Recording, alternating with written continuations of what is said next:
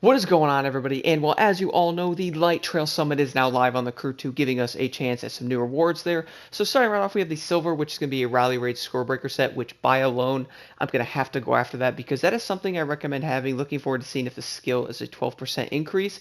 That could be very, very beneficial. For Gold, you have the Nissan Skyline GTR, which if you guys, I'd say most people already own this car, but if you do not, you will get the bucks for that vehicle. And then in Platinum, we have the Teal Molten Core tire, which would probably look really, really cool on the Inferno Edition drag car. Might have to check that out. Before we jump into the summit, let's take a look at the up-and-coming summits real fast here.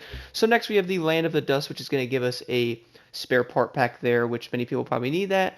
Legendary part, Rally Raid Loot Digger set there, which could be very, very useful to farming parts. The Loot Digger sets are so good for getting parts faster. You get way more out of the races as well. For Platinum, you get the Retro Shade Tint, which looks pretty cool for the most part. Let's take a look at this summit right now. Nice little mix of races here.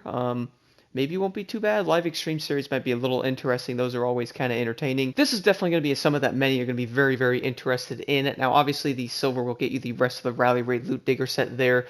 Definitely very, very useful. And then moving over, we have the Gold Buck-shaped smoke there. Not really sure how many people are going to want that.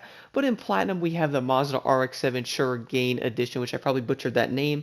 But that car looks pretty freaking cool. It looks like the seats might be a little different. Not sure if the body kit's already on the Mazda, although that looks pretty similar to mine there. Most likely going to be a street car. Looking forward to driving that thing there. Moving over October, we have the Nas Mile Light Rooftop. Interesting lights there. The Legendary Parts Boosted, which is the beginning of a Nitro Chemist set for the Monster Truck class. Definitely something to take a look at there. Looking forward to that. And then the Albarth 500 Monster Truck Edition in silver there if you want to customize your truck a little bit there. Could be something to look after. Anyway, let's go take a look at the summit right now. So jumping right into this, guys, couple things here. So Speedtrap, kind of straightforward. This is in the middle of the Las Vegas Strip here, so you pretty much turn around and go as fast as you can. This one's pretty easy. You get a higher score if you are slipstreaming somebody. Do keep that in mind. For the Slalom, I use the Vector on this. You could probably use a 1414 Demon, but the Vector is just, I love how that boat feels doing the Slaloms. It feels great in handling. Recommend trying that boat out on that. Pretty easy as well. Make sure you're running the Scorebreaker set on that. For the Escape, check out the route I take on this. Definitely the way you're going to want to go. It's not too bad, but it's kind of just beating the circle out there as quick as you can. The drag cars are most likely going to be your best option on this. I notice your biggest enemy in this is the cars. The cars are literally everywhere, and they try to kill you, and honestly, there's just too many that spawn. It's probably the biggest issue. Going around some of the turns and truck spawns in front of you is definitely not something that I don't think anybody wants to see. And then moving over for the air race, this is obviously the new plane. There's a new plane and a boat. Stay tuned for my videos coming later this week for those, by the way, guys. So the XA42 is going to be one of the new planes here. Actually a pretty fun race. You're going through the Vegas area again in this. To my surprise, the plane seemed pretty decent overall. Looking forward to test this thing out more. Video will be up, like I said, later on in the week for that thing.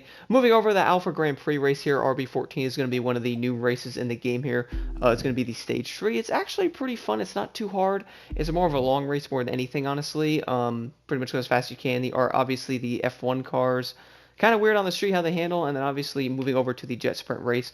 The race here obviously is not new. It's been in the game from the start. The Rocket, on the other hand, this Jetsprint boat is actually very, very fun to drive. I'm looking forward to driving this thing and testing it out more versus some of the other Jetsprints, see how it actually does. This thing's very, very fun to drive. Moving over to the street race for the DeLorean. This race is gonna be probably a little rage enforcing. The DeLorean's really wonky how it drives. This race does have a ton of cuts in it though, which do help. This car is kind of weird. It turns kind of funny. I don't really know. Definitely never used a DeLorean besides using it in a summit like this. I just don't think the car's that great. For the drag race, you'll probably get a way higher score on this if you are slipstreaming somebody or two other people like that.